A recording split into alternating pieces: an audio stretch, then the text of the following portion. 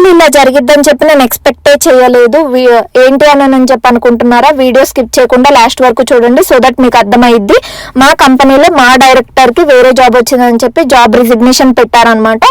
ఆయన last year రోజు cake cutting చేయిస్తారు, హ్యాపీగా సెండ్ ఆఫ్ ఇస్తారు అని అనుకున్నాను. బట్ వాళ్ళు ఏం మాట్లాడకపోయేసరికి మా టీం వాళ్ళు నేనే ఇనిషియేట్ తీసుకొని కేక్ కట్ చేద్దాము అని చెప్పి చెప్పాను.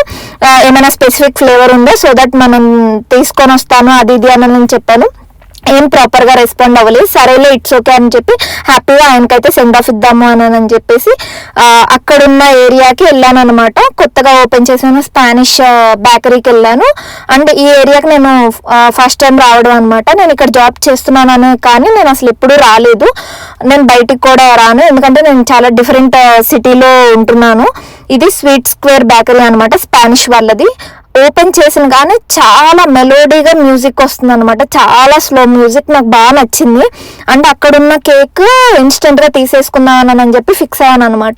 వెళ్ళి ఇన్స్టెంట్గా ఏ కేక్ ఉంటే అది తీసేసుకుందాం అని అంటే అక్కడ వాళ్ళు 30 minutesలో మేము రెడీ చేస్తాం, మీరు ఇప్పుడు ఆర్డర్ ఇచ్చినా కానీ అని చెప్పారు. నేను ఫస్ట్ టైం వింటున్నాను లిటరల్లీ, అది ఇక్కడ వాళ్ళు అలా చేస్తారు అని చెప్పేసి. సో అలాంటి కేక్ ఒకటి ఆర్డర్ ఇచ్చాను అనమాట, చాక్లెట్ చీజ్ కేక్. సో ఇంకా అవకాడో శాండ్విచ్ కూడా చెప్పాను. సో అది కూడా ఇంకొక 10 minutesలో వస్తుంది అని చెప్పారు.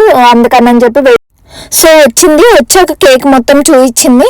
నేను కేక్ ఎలా అన్నానంటే పైన డెకరేషన్ అని చెప్పి and good luck on your next journey అని చెప్పి రాపించాను అనమాట.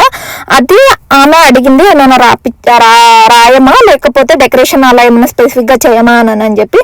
సరే చేస్తా అంటున్నారు కదా అని చెప్పి చేయించేసి రాపించాను అనమాట. ఎందుకనంటే ఇక్కడ ఎవరు అలా రాయరు అనమాట. సరే అని చెప్పి హ్యాపీగా చేశారు కదా. కేక్ కూడా చాలా నచ్చింది, అందుకని చెప్పి నేను బిల్లింగ్కి వెళ్ళిపోయాను.